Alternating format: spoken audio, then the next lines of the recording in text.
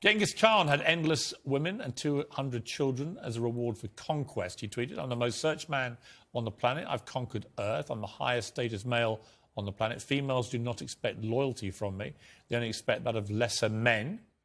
Then there was this. Imagine having less than 10 children because you're a who doesn't have 4 wives. Genetic failures.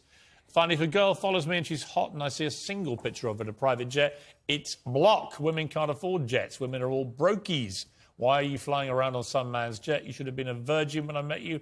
Haram. All right, Andrew Tate. Now, you're getting very near the knuckle with some of those tweets. Am I? Will you tell me? I don't think so. I think people can understand they're semi-satirical. I think people can understand. Do you mean them as jokes or do you mean them? It's not that I don't mean them as jokes. I mean, they're a overall public commentary and observation. I do mean what I say. If I were to see a girl on a private plane on Instagram, for example, I would assume that a man put her on that private plane. I would not assume she bought it herself. What if it was... Perhaps that makes me misogynistic. What if it was Ariana Grande or Beyonce? Well, that's slightly different, isn't it? Why? Because they're famous and very rich. Women?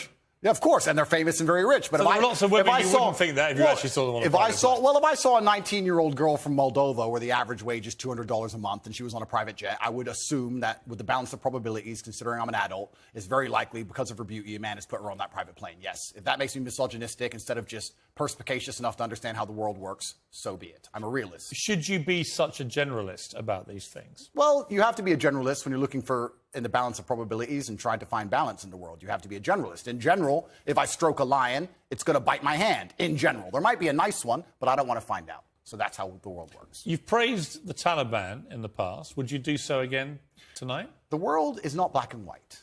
The world is gray. It's very difficult to sit and make black and white assumptions about anything. To sit and say that the Taliban are completely and utterly evil and we're completely and utterly good, as you just discussed with the moral high ground. I believe that the Taliban bring law and order.